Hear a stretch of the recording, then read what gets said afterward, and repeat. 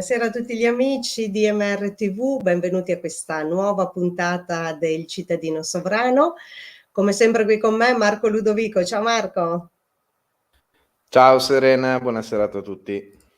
Bene, e presentiamo il nostro ospite di questa sera, un rosveltiano, finalmente qua con noi, Mattia Di Mento. Ciao Mattia.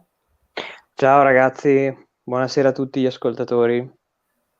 Ciao Mattia, benvenuto e grazie insomma per essere qua con noi. Allora Mattia, stasera abbiamo deciso di iniziare con un mini percorso di qualche puntata relativo appunto all'argomento che ti sta, insomma diciamo che ti sta particolarmente a cuore in questo momento.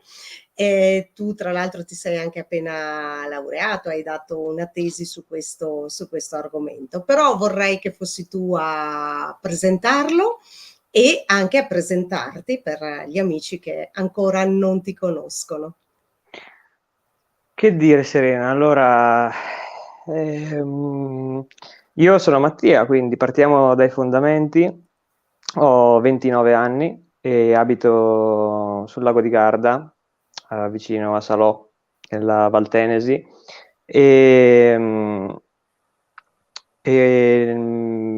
Ho fatto una vita normalissima, la faccio tuttora. Ho lavorato in birrerie, nella ristorazione, e poi dopo un po' la delusione scolastica di aver frequentato delle superiori che non mi hanno fatto appassionare allo studio, alla conoscenza, cose così, mi sono preso un anno sabbatico e poi all'inizio del secondo anno mi è venuto, sono stato folgorato un po' dal vedere due amici che si sono iscritti in università e io avevo totalmente escluso dalle possibilità l'idea di iscrivermi in università. Però mi hanno detto: guarda, siamo iscritti a Scienze dell'Educazione, mi hanno detto che c'erano un paio di insegnamenti interessanti, antropologia, sociologia, insomma, nel giro di 3 giorni ho guardato, sono andato a vedere una lezione e il giorno successivo mi sono immatricolato perché non c'era poi più tempo, perché ero già in ritardo, era già ottobre. E allora è partita così ho ipotecato così X anni della mia vita per questa cosa, un po' un salto nel buio, però infatti è una triennale che in realtà è durata 7-8 anni, non mi ricordo, ho perso il conto. Però poi ha portato alla risposta del perché avevo seguito quella folgorazione, diciamo. Tutto un processo all'inizio molto inconscio e poi ha portato a questo prodotto che è la mia tesi laurea, che è il risultato di questi 1000 ragionamenti, 1000 sensazioni su cui ho riflettuto grazie agli studi sia universitari che comunque anche paralleli. Nel frattempo ho anche conosciuto il movimento Roosevelt in questa mia indagine sul mondo fuori e dentro di me, e sono iscritto dal 2016, sono tesserato, ho partecipato a qualche assemblea e insomma mi sono vissuto un po' la vita del movimento e un giorno ho avuto la sfortuna anche di conoscere te e Marco. No, È stata proprio così una sfortuna. No, Vedi, scherzo, Marco sono si è già divertiti un depilato. Sono qui. Mettiamo quello che serve quando si fanno questo tipo di affermazioni. Cioè, esatto, ogni riferimento a cosa o persona è puramente casuale. Esatto. Allora, Mattia, questo percorso ti ha portato, insomma, appunto a questa tesi, a questo argomento. Abbiamo deciso di fare queste 3 puntate sulla pedagogia politica, chiamiamola così, e questa sera partiamo con quella che tu hai definito la crisi del terzo millennio. Quindi da dove vuoi partire e perché l'hai definita così? Allora, riprendendo un po' da prima, dal racconto di prima, nei miei studi universitari ho incontrato un insegnamento che mi ha particolarmente colpito, che era l'insegnamento di etica e filosofia della persona. Il docente è Guido Cusinato, penso fosse proprio di Verona, e l'esame era sul suo testo, proprio che lui ha fatto ha partorito questa teoria della singolarità, insomma tutto un ragionamento che andremo a sviscerare magari nella seconda puntata, e mi sembrava il punto di partenza per fare una serie di ragionamenti. E invece oggi proverei a introdurre l'argomento da una prospettiva più che filosofica, etica, pedagogica, direi storica, sociologica, politologica. Quindi ciao Gabri, intanto, che abbiamo visto passare. E quindi prima di ragionare su cosa è giusto fare, perché questo è l'etica, no? Poi una riflessione sul giusto, lo sbagliato, sul bene e il male.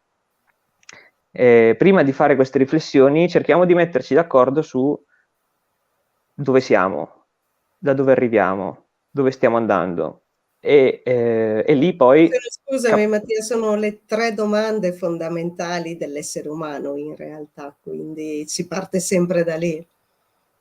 Sì, sì, esatto, è quello che Nino Laudani, mi ricordo, in un'assemblea aveva chiamato il punto nave, in un'assemblea generale del movimento, che è questa pratica marittima, no? Del incrociare delle posizioni per capire dove si è nel mare. E qui anche noi nel cosmo, ecco, nell'oceano del cosmo, dobbiamo fare il nostro punto nave. E non dico a caso oceano del cosmo, perché se noi pensiamo che siamo entrati nel terzo millennio, dobbiamo anche pensare che ci sono stati molti altri prima. Diciamo il terzo perché noi chiaramente partiamo per tradizione dall'anno zero, diciamo, ma ce ne sono una montagna di millenni prima di noi. E quindi addirittura possiamo andare così indietro dall'inizio, da quello che la cosmologia, diciamo, ritrova come punto inizio, il Big Bang, no? Questi famosi 13 miliardi e mezzo di anni fa. E ecco, una piccola nota, direi che il nostro cammino lo faremo consultando anche una bibliografia. Quindi io mi sono preparato un po' qua in parte una serie di libri che è poi la mia bibliografia della mia tesi, e quindi partirei presentando ad esempio Fino alla fine del tempo di Brian Greene, un famoso fisico che ha fatto anche un'apparizione nella serie televisiva The Big Bang Theory, che non vedo tra l'altro, però piccolo easter egg. E quindi 14 miliardi di anni fa, da un puntino di materia è esploso tutto, boom. Boom, un boom inimmaginabile. Se pensiamo a una bomba atomica, quello che può creare è una caccolina rispetto a quello che sarebbe stato. Poi io non lo so, sono un po' scettico su questa definizione precisa dei 14 miliardi di anni. Non lo so, il tempo tendo a... Non lo so, Serena, tu cosa ne pensi? Questa cosa di 14 miliardi di anni fa è esploso un puntino e tutto è iniziato. Mi sembra un po'... arrivò Dio e al primo giorno disse no? Ma sai, io ho una teoria mia, ma è mia, perché non la posso assolutamente dimostrare, non ho neanche i mezzi, le conoscenze scientifiche per poterlo fare. Però io ho la mia idea che comunque tutto sia sempre esistito, si è solo trasformato qualcosa all'interno dell'universo. Quindi può esserci stato, tra virgolette, un Big Bang, però secondo me non che ha creato l'universo di per sé, ma una parte dell'universo. Ecco, per dire, questa è un po' la mia teoria, il modo con cui vedo io questa idea della creazione dell'universo. Poi è vero, no, che c'è anche in certi ambienti si dice che da un atto volitivo dello zero si crea l'uno e quindi dall'uno poi l'espansione, cioè l'uno si espande, quindi si crea questa legge che è l'entropia, che è la legge in realtà su cui si basa appunto l'universo e quindi il famoso caos. Però ecco, la mia teoria è che comunque tutto sia sempre esistito, può contrarsi, può espandersi, però in realtà nella mia idea dell'universo diciamo che c'è un discorso di eterno e infinito. Non so Marco se vuoi aggiungere anche tu qualcosa. Supportiamo il nulla si crea, nulla si distrugge, tutto si Esatto, trasforma.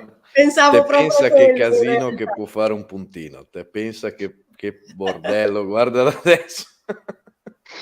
Immagina se ne fosse un altro di puntino, un Mamma macello. mia. Un Esatto, ci delirio. sarebbe uno Allora, scontro non indifferente, Serena, ti potrebbe piacere un altro libro che adesso non ho qua sotto mano perché sono nel mezzo di un trasloco e ho un po' di robe negli scatoloni. Però se vado a memoria di Berman e un altro autore che sono un fisico e un biochimico, adesso non mi ricordo bene, che si chiama no, scusami, no, Robert Lanza e Bob Berman, biocentrismo, la teoria del biocentrismo. Te la butto lì e poi chi la vorrà la approfondirà, perché tu hai detto l'entropia, però loro dicono sì, però alla fine l'entropia è il movimento dall'ordine al disordine che dovrebbe regolare tutto il cosmo. In realtà è dimostrato scientificamente solo all'interno di un sistema chiuso, per cui fuori dal sistema ci può essere altro, per cui potrebbe essere la legge entropica di questo universo e magari insieme ad altri universi paralleli, quindi si entra nella teoria penso del multiverso, però ecco, poi ecco, io metto subito in chiaro che la mia laurea è in scienza educazione e non sono esperto di queste cose fino in fondo e alla fine neanche dell'educazione. Penso che sono esperto e forse neanche quello di me stesso, massimo, ma boh. Per sulla cui teoria prendete del con le pinze quello che multiverso. diciamo. Mattia, sulla teoria del multiverso attendiamo qualche giorno e andiamo a vedere il nuovo film della Marvel, che è quello di Doctor Strange, che è riferito proprio, è ambientato Ah sì? appunto su tutte le teorie del multiverso, almeno così Ah, insomma buono sembra, e sapersi. quindi noi ci riserviamo questo momento.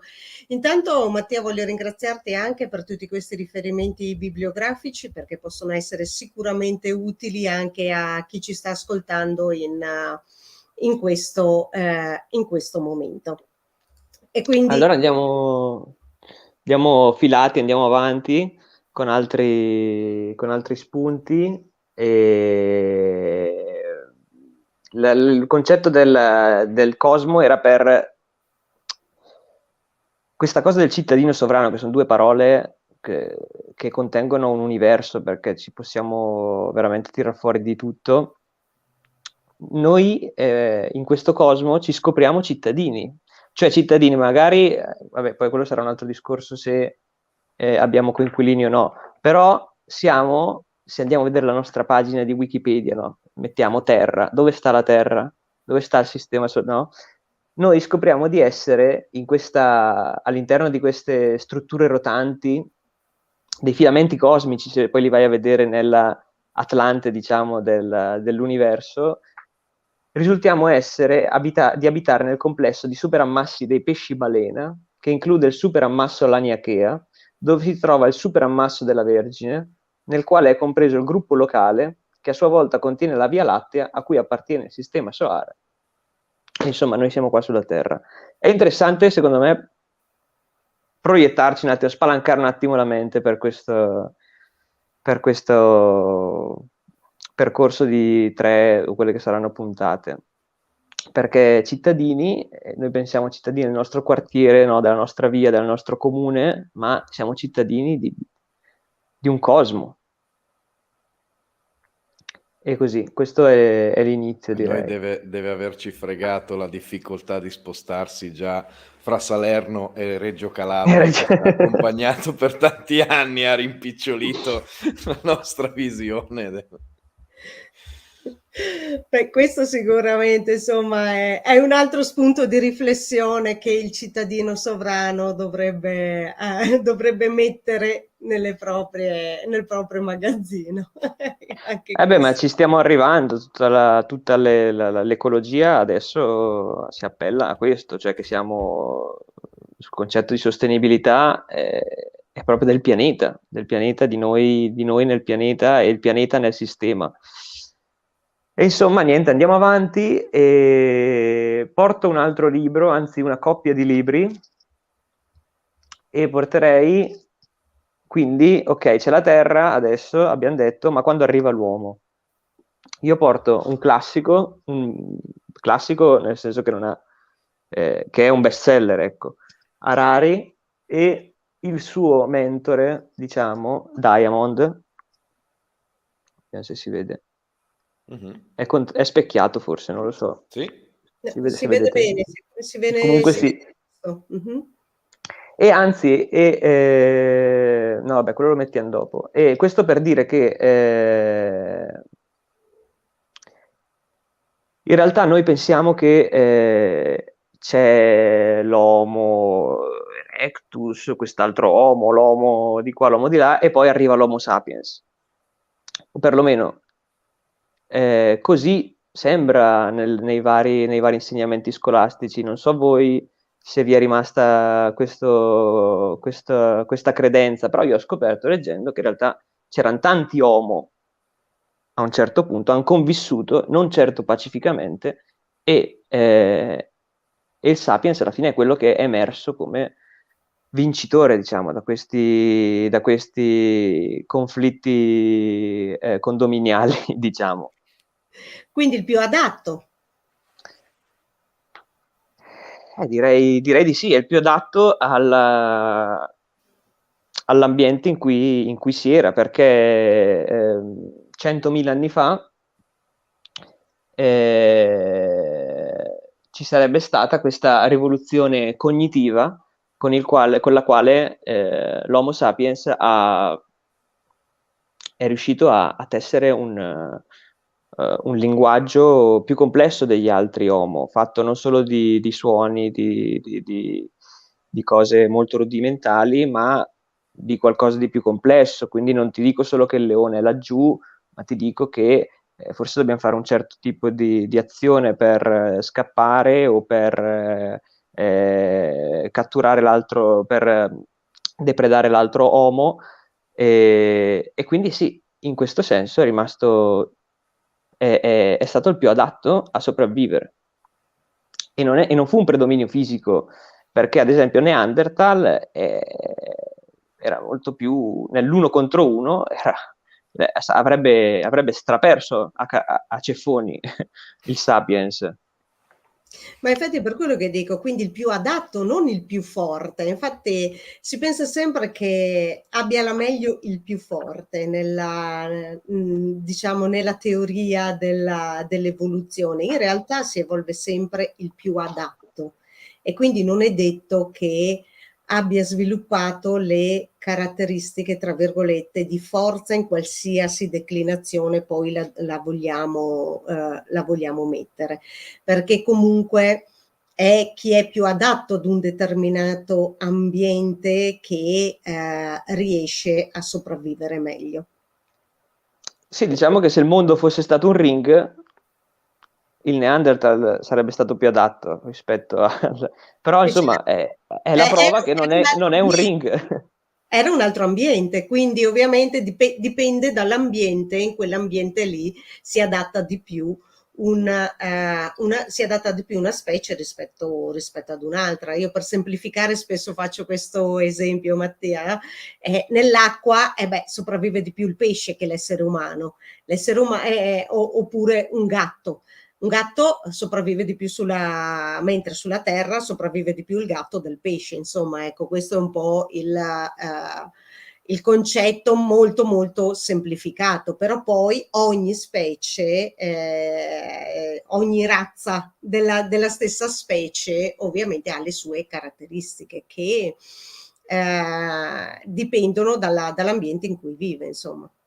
Questo vediamo, no? Tipo una stessa specie animale, però magari al polo nord o nelle zone temperate cambia magari pelo e sottopelo, cioè hanno una quantità o una lunghezza anche del pelo che magari è diversa. Ecco.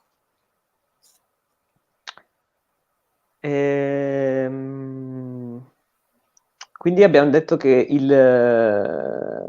la rivoluzione cognitiva ha portato questo, un linguaggio più complesso, e addirittura l'autore di cui parlavo prima, il mio relatore Guido Cusinato, in realtà avanza l'idea che sia stata proprio un'intenzionalità collaborativa, la chiama lui, quella che ha fatto poi scaturire il pensiero complesso. Nel senso che Sapiens probabilmente si seppe aiutare l'uno con l'altro meglio degli altri. Questo è interessante, in un ribaltamento dell'uomo, no, lupo dell'altro uomo. Sì, Invece c'è introduce quel famoso concetto che abbiamo portato avanti più volte della collaborazione, della cooperazione piuttosto che della competizione, dove alla fine è un po' più un meccanismo all'Highlander, del tipo ne rimarrà soltanto uno, invece con quello maggiormente basato sulla collaborazione si uniscono appunto le forze e quindi si ottengono anche da piccole forze, alla fine se unite fra loro, se ognuno ci mette il suo pezzettino, si arriva a un campione di forza decisamente più ampio che non quello dell'uno contro uno. Esatto, e qui possiamo iniziare anche a proiettarci in quello che sarà poi la seconda puntata con argomenti più pedagogici, cioè è l'aver cura poi che genera l'uomo, cioè è questo che ci genera proprio, si può parlare di antropogenesi, lo vedremo meglio più avanti.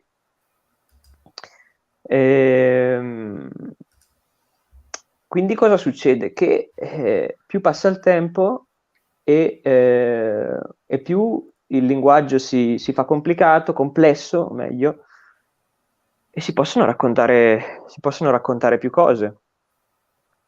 C'è il gossip, si crea il gossip tra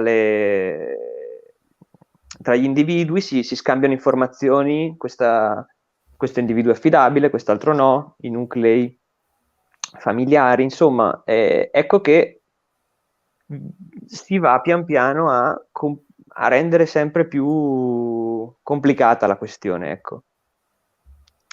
E mi piace citare qui la filosofa spagnola Maria Zambrano, Persone e democrazia, in cui lei dice che quindi da questo momento che inizia che l'umanità inaugura una storia di una speranza in cerca del suo argomento, dice. È molto bello, cioè che iniziamo a domandarci, ok, ma siamo qua, ma che stiamo facendo? Cioè, stiamo andando avanti, ma cosa stiamo sperando? Qual è il nostro anelito? E da qui poi tutti i tentativi di spiegare e di rispondere a questi stimoli, ed ecco i miti, la mitologia, le grandi narrazioni, che poi certo portano anche a cose strane, agli animismi, ai politeismi, ai monoteismi, agli imperialismi, alle democrazie, anche loro stesse fondate su alcuni miti, come vedremo più avanti. Però è questa trama di domande e risposte che ci manda avanti, ci fa evolvere, diciamo. Quindi tu confermi, Mattia, in questi tuoi studi, in queste tue ricerche, il fatto che è nel porsi domande che l'essere umano evolve più che nell'avere tutte le risposte. Esatto, esatto. L'animale ha tutte le risposte. Di cosa ho bisogno? Ho bisogno di quella pigna per mangiarmela. Ho bisogno adesso di dormire, ne sono certissimo. Ora devo andare a copulare. Invece, interrogarsi e avere un vuoto dentro di sé.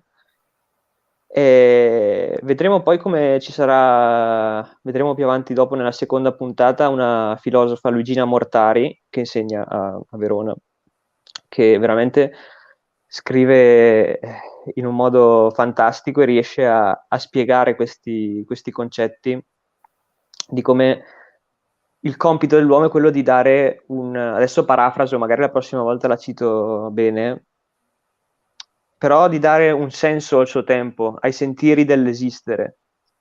E questo lo rende uomo, cioè il fatto di dover dare un senso a questo sentiero. C'è molto, cioè, ci sono degli spunti molto interessanti che stai dando questa sera, Mattia, anche proprio da star lì che a volte rimani lì e pensi a quello alla frase che dici. Cioè, a me piace molto questo, questo aspetto.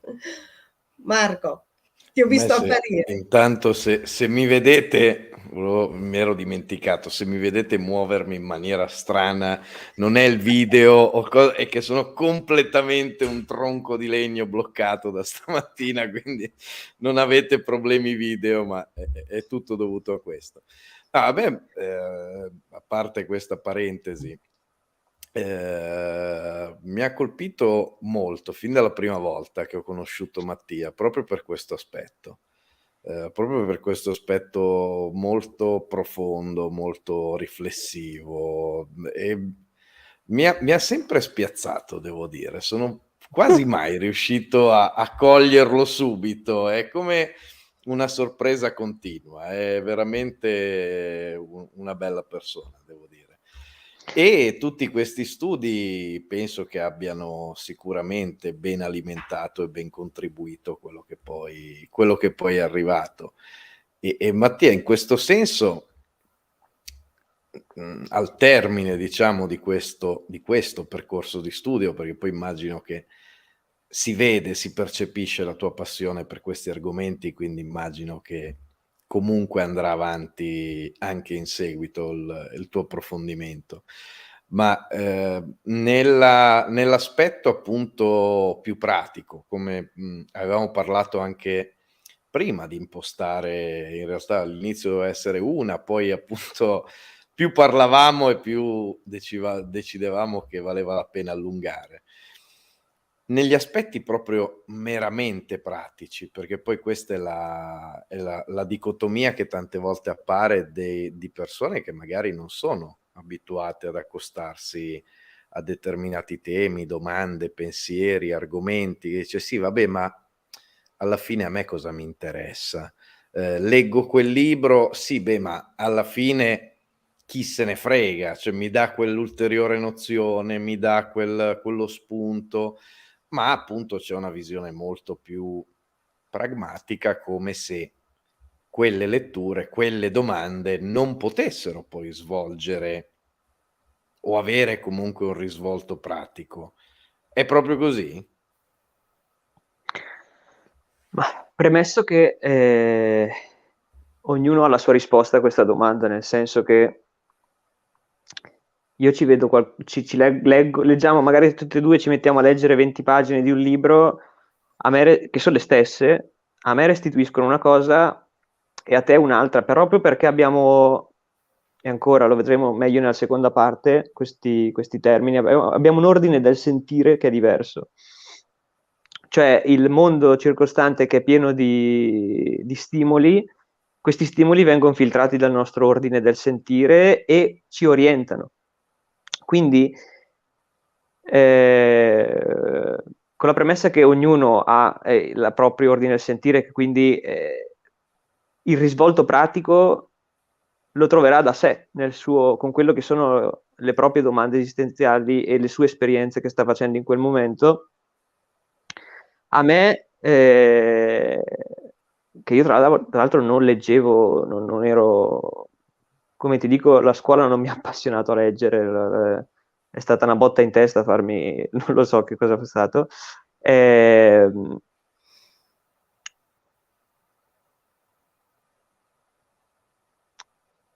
A me ha espanso, ha proprio... Io sono arrivato a un punto in cui mi sono detto, ok, io sono così colpito da questo mondo attorno a me, fatto di belle cose, ma anche bruttissime cose, come posso investire gli 80 anni circa che mi rimangono? Ok, o si continua ad andare a tentoni, o la mia, ed è anche quello lì una buona magari pratica, una buona prassi, continuare a sbattere la testa, oppure studiarsi un attimo la cartina, no? Di dove geografica, di dove siamo, nel senso che o vado a sbattere e becco un cartello stradale e ok, capisco, no, questa è la strada, no? Oppure io sono fatto così, diciamo, mi guardo un attimo prima la mappa, guardo un po' come è fatta. E la mappa è dire, sì, ok, ti lamenti di questo e quest'altro, ma lo sai perché è così? E allora il risvolto pratico è, nel mio caso, avere maggiori informazioni di questa cartina, sapere meglio dove devo andare, ma più che dove devo andare, che quello sarà sempre un po' sarà sempre una sorpresa, no? In realtà devi andare di là. Ho delle indicazioni, ho dei piccoli aiuti. Questo è il mio risvolto pratico, mi sento di dire, nel senso che sapere che il Sapiens è sopravvissuto al Floresiensis, detto così non mi dice niente, però continuando la puntata si capirà che è dai Sapiens e dai Floresiensis che veniamo. In mezzo sono successe tante cose e quindi quando io vedo il mondo e dico che brutto, che bello, se vado indietro riesco a dirmi ah, è bello per questo, è brutto per quest'altro e quindi su questa conoscenza potrò poi fondare una mia eventuale azione nel mondo, se sono un individuo, poi politica e poi tutto il resto. Ecco, questo è il Famoso risvolto pratico.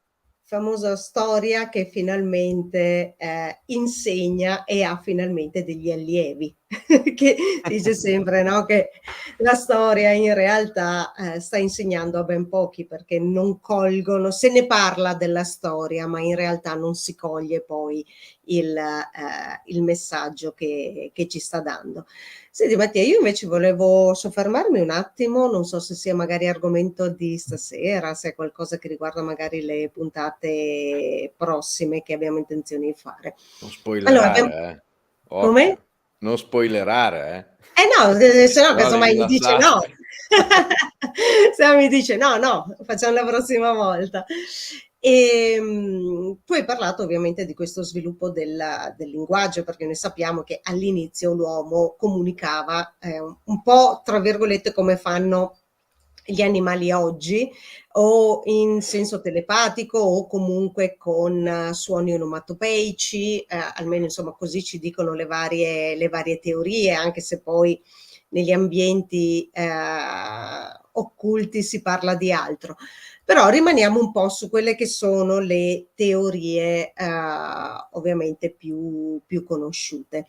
E e sappiamo che a un certo punto ovviamente c'è questo sviluppo di certe zone del nostro cervello, ma non solo, c'è anche una modifica di alcune zone anatomiche appunto del corpo umano e si sviluppa questo linguaggio articolato. Dal linguaggio articolato noi abbiamo la capacità di astrazione di cui tu prima hai accennato facendo l'esempio del leone.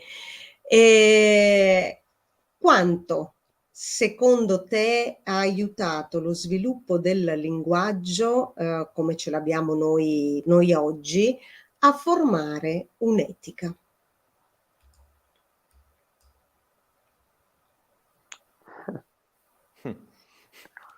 Diciamo che a formare, diciamo che ha aiutato a O a raffinarla. creare il concetto di etica, adesso non so insomma come lo vogliamo declinare. Sicuramente più il linguaggio si fa complesso, più i concetti possono essere raffinati, più i significati aumentano, più io riesco a esprimere questo mondo interno che ho dentro di me. Se non ho gli strumenti, e questo si può vedere guardando ad esempio alla disabilità, che di chi non ha gli strumenti cognitivi per costruire un discorso complesso, non riesce a maturare la propria affettività, la propria sfera affettiva e quindi l'etica di conseguenza, perché sull'affettività, dall'affettività nasce dall'emozione.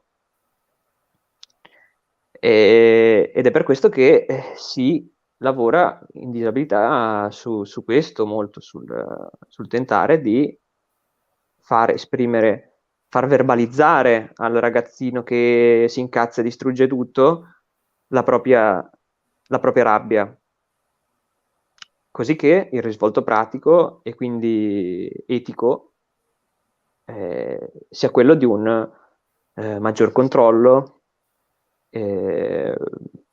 di una funzionalizzazione, diciamo, del proprio essere. Quindi l'etica abbiamo visto probabilmente nasce con l'uomo, nel senso che quando inizia a farsi domande e a rispondersi, inizia a distinguere bene e male, però l'etica in realtà poi è la riflessione costruita, teorizzata, sistemica, e quella la vediamo più avanti in realtà.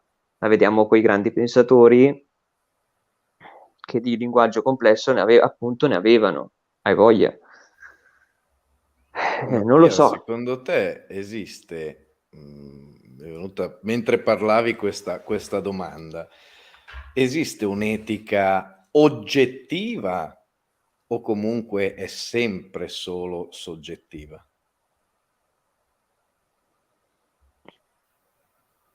Chiunque nella storia abbia voluto eh, Sai perché ti faccio questa domanda, Mattia? Perché ci siamo sì, interrogati, io, ma anche durante questo ciclo di puntate, tante volte, per esempio, su come mondi apparentemente più belli, più etici, dotati di pensatori, pensiamo ai tempi di Platone, per esempio, piuttosto che al Rinascimento, quindi tempi che comunque dal punto di vista etico, estetico e così via han portato veramente delle robe. Cioè, Platone tuttora vende come un matto, nonostante scrisse qualche annetto fa, diciamo che è ancora in ristampa.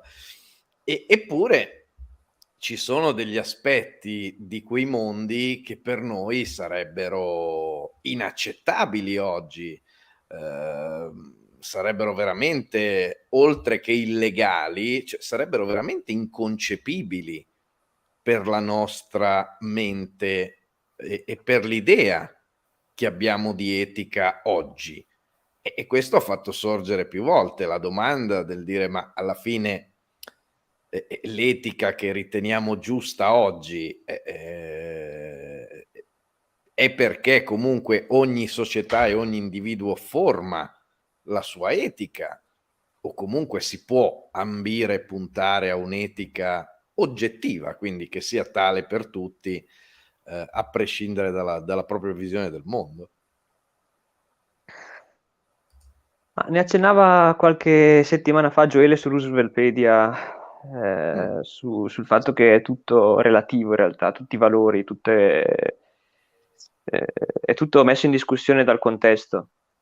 E quindi ed è dimostrazione del fatto che tutti quelli che nella storia hanno voluto imporre la propria idea di giusto e quindi la propria etica sulla punta di una baionetta hanno fatto solo gran casini, diciamo, cioè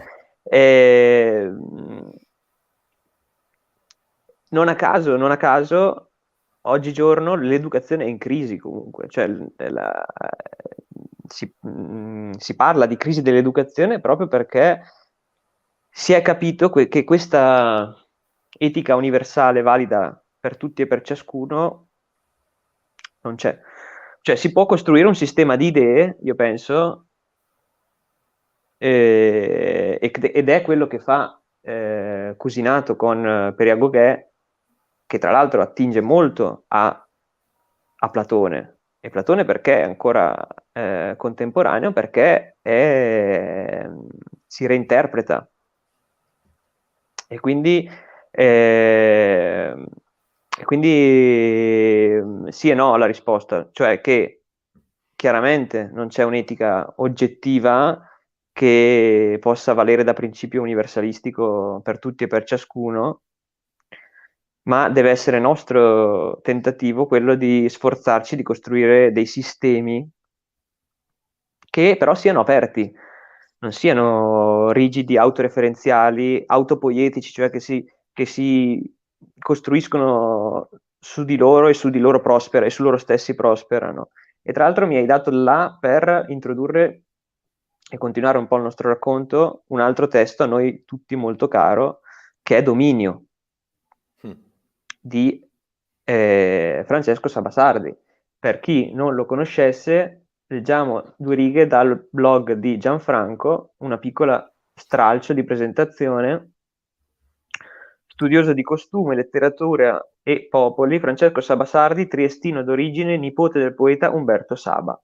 È stato candidato 4 volte al premio Nobel per la letteratura. Prima di morire è stato insignito da Napolitano tra le 50 autorità culturali e morali del paese. È stato il biografo ufficiale di Picasso, l'unico autorizzato da Picasso, nonché l'unico autorizzato da Simenon a tradurre il commissario Maigret.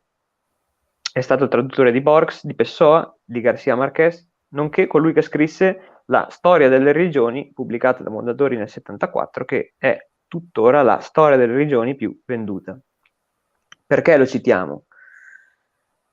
Perché lui quel testo lo introduce con un siparietto, non so se l'avete letto voi, Dominio, io penso proprio Guarda di sì. Mattia, lo sto leggendo proprio in questo momento il libro, quindi Ecco, senza sapere che tu l'avresti citato, io è 2 giorni che lo sto leggendo, quindi grazie anche imma- ovviamente per imma- questa cosa. immagino in digitale però. Purtroppo sì. Purtroppo sì, perché è introvabile. Quindi mandiamo anche un appello a chi ci stesse ascoltando, se ce l'ha in volume concreto, fisico, fatto di pagine, siamo disposti a pagarlo a peso d'oro. Certo. Ma vediamo se qualcuno arriva a volercelo vendere, Mattia. Io ogni tanto ci provo a vedere se qualcuno magari così in rete lo mette in vendita, non sapendo magari il valore di quel libro, sai che a volte succede. Eh, Certo. ma non riusciamo a trovarlo, ecco, quindi. E praticamente il testo viene introdotto da questo siparietto che si inventa l'autore, in cui distingue da una parte l'aratore, che sarebbe, perché noi in questo racconto abbiamo saltato il pezzo in cui dopo la rivoluzione cognitiva, quella che Jared Diamond ha chiamato il grande balzo in avanti dell'umanità, andiamo avanti in questa classificazione di rivoluzioni che ha fatto anche Harari, nella rivoluzione, come la chiamiamo? Neolitica, cioè che dal Paleolitico si passa al Neolitico, una rivoluzione che sconvolse il pianeta Terra e l'umanità perché è lì che imparammo a coltivare. Ecco,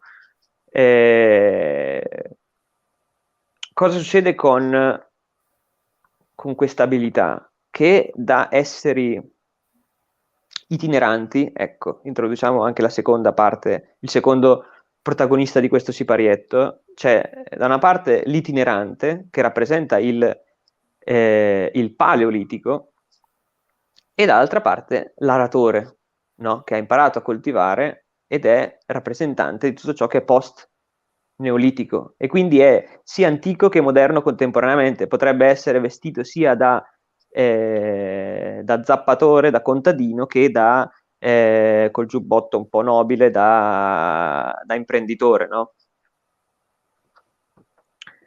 E praticamente inizia così. Un secondo solo.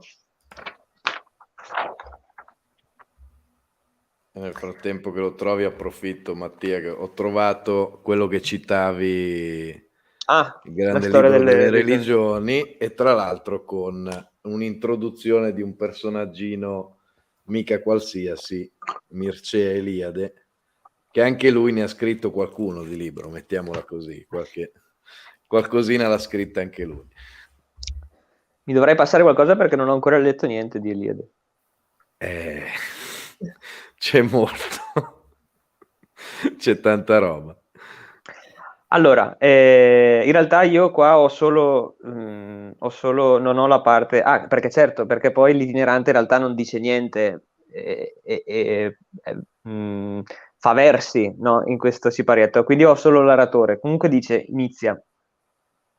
Praticamente sì, contestualizziamo, c'è tutto arroccato, l'aratore nella sua cittadella, perché questo poi, questa quadratità di cui parla Sabasardi, no? L'itinerante che vive nel mondo ed è un po' flusso con lui e viaggia e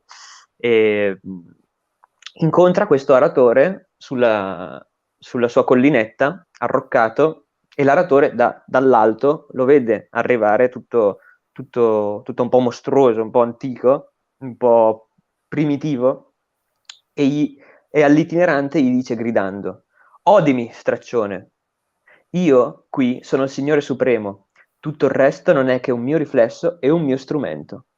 Il tuo scopo è obbedirmi, agendo secondo lucidità, sempre e ovunque. Non ti è concessa l'ebbrezza né la contemplazione di sogni segreti e indecifrabili, perché sarai cittadino della città di cui traccio l'aratro, con l'aratro la pianta quadrata. Erigerò un agglomerato di cause concomitanti, nelle quali sarai al sicuro come in fondo a un labirinto. Il filo che unisce i moventi alle conseguenze è inestricabile. Tu, uomo selvatico, rassegnati alla mia città. È una calamità che passa di nazione in nazione.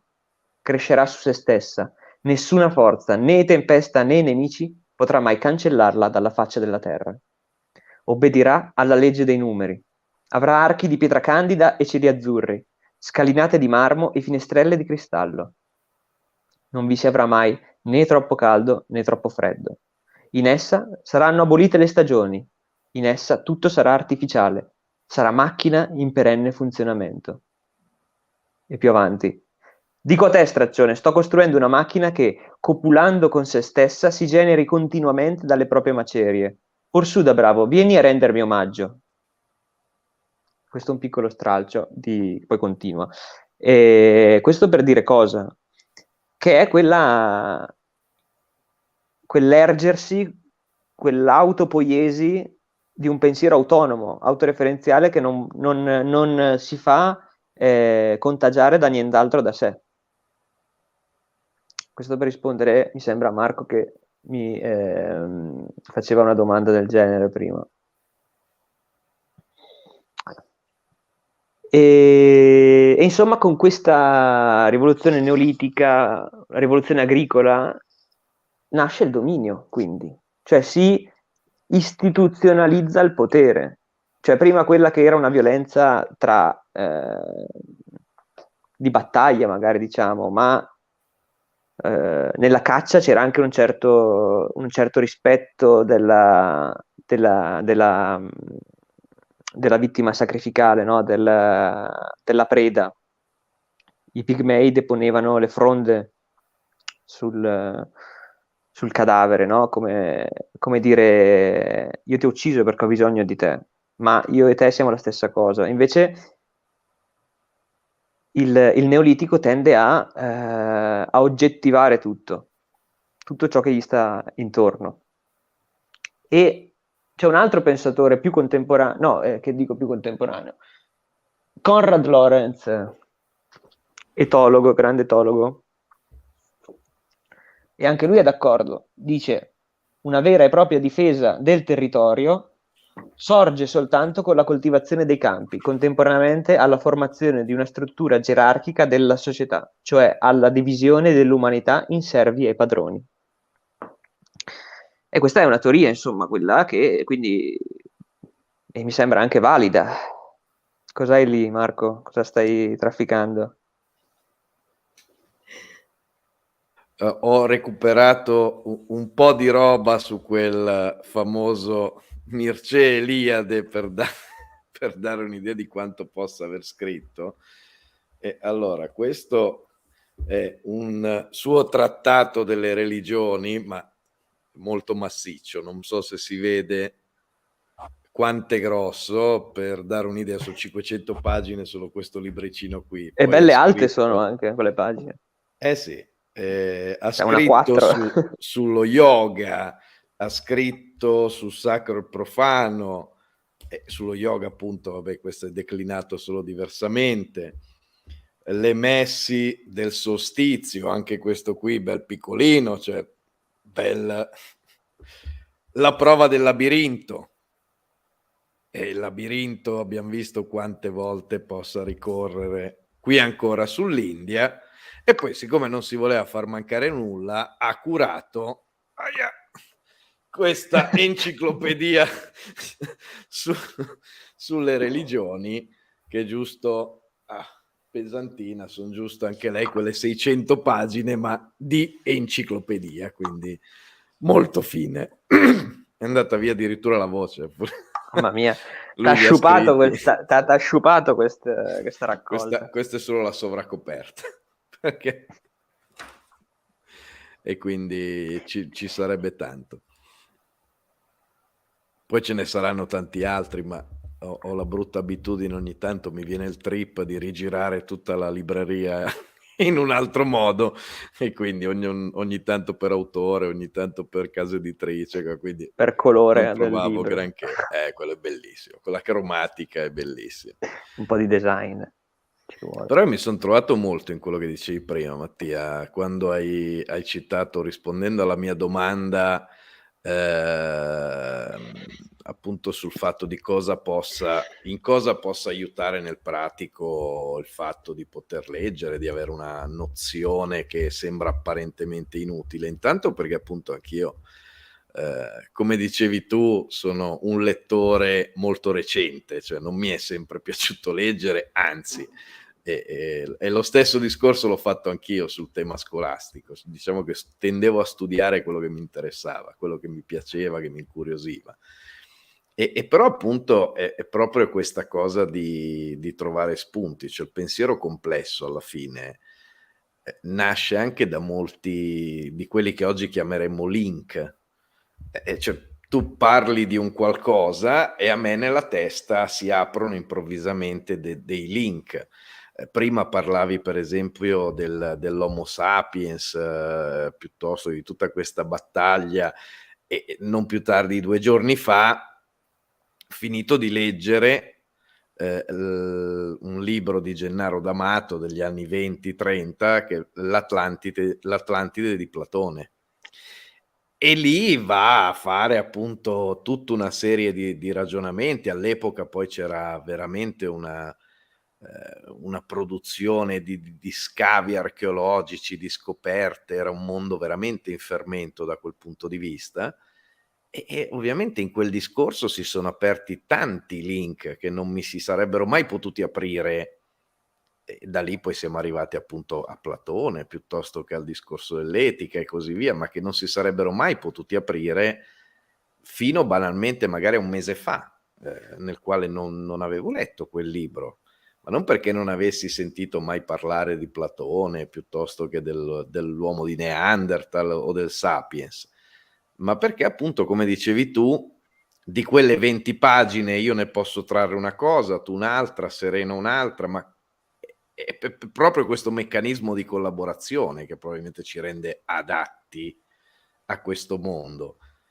E qui la domanda, in base a quello che rispondevi tu, e a questo punto, soprattutto anche in funzione della tua risposta su cui concordo, dell'etica soggettiva o oggettiva, possiamo dire che quantomeno è democratica l'etica, perché sostanzialmente poi è dettata dalla maggioranza delle persone, cioè non tanto dal singolo, perché come dicevi tu, quando si è cercata di imporre qualche problemino è soggiunto, ma alla fine dalle regole o da ciò che la maggioranza degli individui in un dato periodo ritiene etico, accettabile, giusto.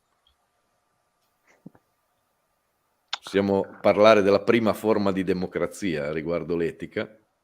Non saprei perché prima di tutto dovremmo far coincidere la democrazia con la maggioranza, che è un aspetto della democrazia, ma se ci fosse una dittatura della maggioranza non saremmo più in democrazia, quindi forse maggioranza e democrazia vanno insieme in dialettica sicuramente, ma non li sovrapporrei, diciamo. E poi lo stimolo qual era? Beh sì, è democratica nel senso che poi chiaramente dipende che etica, perché le etiche ci sono le etiche. Poi quando secondo ogni etica una cosa è etica o non è etica, ma finché ci sono tante etiche e le prendiamo tutte in considerazione, non possiamo stabilire, cioè dobbiamo decidere un'etica. Se la nostra etica è pluralistica, diciamo, allora sì, è democratica, nel senso che se noi ci distacchiamo dall'Homo Faber di cui ci racconta Sabasardi e e tutti gli autori comunque che convergono sull'idea che con la rivoluzione neolitica abbiamo iniziato a oggettificare tutto,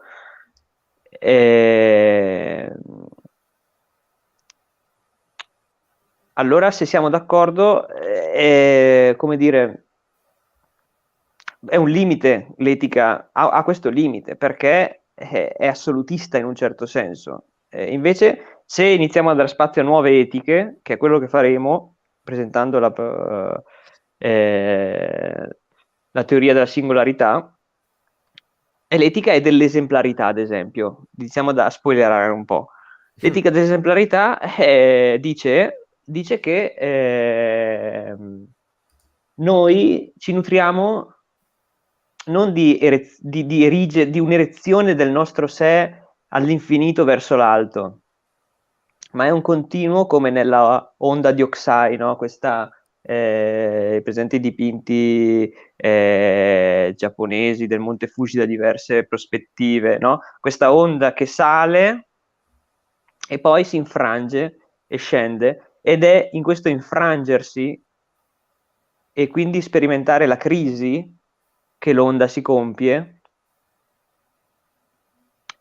e quindi tu hai bisogno dell'altro perché ti mette in crisi il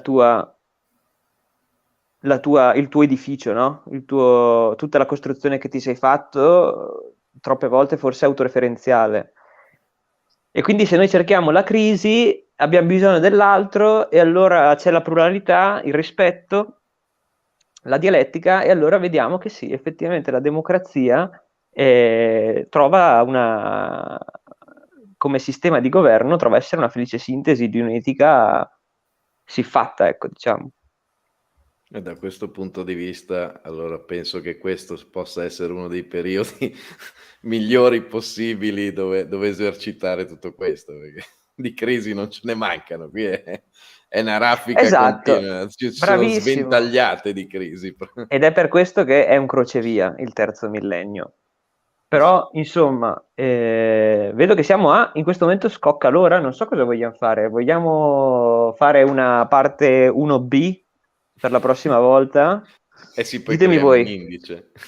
Volentieri, ma andiamo parte 2, andiamo avanti con l'argomento. Noi abbiamo detto 3 puntate, Mattia, ma se sono di più, ben vengano, perché comunque poi gli spunti sono tantissimi su cui possiamo ragionare.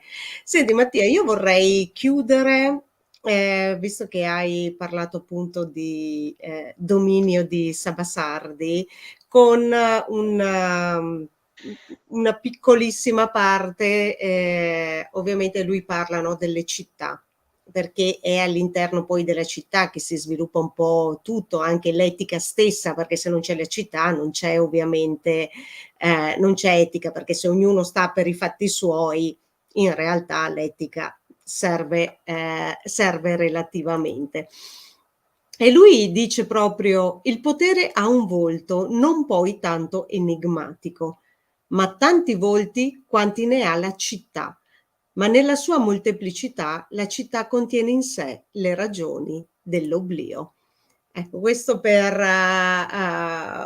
citare il discorso che si diceva appunto prima di dominio, quindi potere, come poi si svolge all'interno della città, quindi del gruppo che si è organizzato, cioè un gruppo di persone organizzate che hanno degli interessi, in teoria degli interessi comuni. Ecco, questo quanto. Allora, Mattia, siamo ovviamente in conclusione. Cosa vuoi dire appunto ai nostri amici prima di salutarli? Beh, stay tuned, no? Come si dice? Di cose da dire ce ne sono ancora, siamo dei gran chiacchieroni, per cui libri qua ce ne sono a valanghe, per cui ecco, proviamo a seguire un po' l'onda, nel senso che se continuiamo così e uno vede che ha visto la prima puntata e la terza, magari vai a vederti la seconda prima, perché diventa proprio un racconto in cui, che poi vabbè, anche lì a leggere libri difendo l'anarchia, nel senso che uno se legge ha il diritto di saltare le parti nei libri, ecco, questo sfatiamo anche alcune, però stiamo facendo anche dei ragionamenti per cui magari nella terza puntata diciamo come abbiamo detto nella seconda, quindi sarebbe, ecco, da tenere il filo del discorso. Sarà una serie TV. Visto che però è su YouTube e non su Netflix, ecco, quindi è libera. Mattia, grazie di cuore e io voglio chiedere anche a Marco qualcosa in conclusione. No, io sono molto curioso anche delle prossime puntate. Non so se chi ci ha seguito fino adesso condivide le riflessioni e le impressioni che avevo avuto io su Mattia, le confermo, ed è veramente un piacere ogni volta risentirlo, parlarci, sia per i contenuti sia per i modi. Quindi sono veramente curioso, come si suol dire, di vedere dove andiamo a finire. Vediamo. Per ora abbiamo capito da dove siamo partiti, quindi penso che anche lo spaccato sull'ampliamento dell'orizzonte possa far riflettere tanto, molto più che sulla Salerno-Reggio Calabria. Poi vediamo anche dove andiamo a finire. Allora Grazie. ricambio la stima per tutti e due e saluto sia voi che i nostri ascoltatori. Grazie Vedi Mattia, che grazie a Marco. evoluzione che abbiamo fatto, siamo passati dal pentimento di averci conosciuto fino a un'esperienza terribile, guarda che evoluzione che abbiamo avuto. Beh, insomma, vedi, è solo nell'arco di un'ora siamo riusciti a fare questo cambiamento, quindi insomma, Pensa dove cioè, possiamo andare. pensa quanto possiamo evolvere in una vita. Mattia, grazie di cuore, grazie come sempre a Marco, diamo appuntamento a tutti voi che ci state ascoltando e anche a coloro ovviamente che ci ascolteranno poi successivamente alla prossima puntata con Mattia e come diceva Mattia prima, stay tuned. Buona serata a tutti. Grazie, buonanotte a tutti e Marco, sigla.